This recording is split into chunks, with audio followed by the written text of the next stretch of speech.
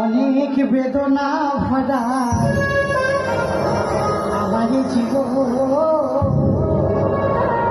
আমি আর বিয়ে করতে চাই না।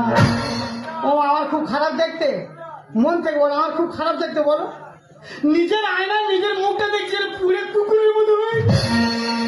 অনেক বেদনা ভরা আমার জীবন, আমি আর বিয়ে করতে চাই না।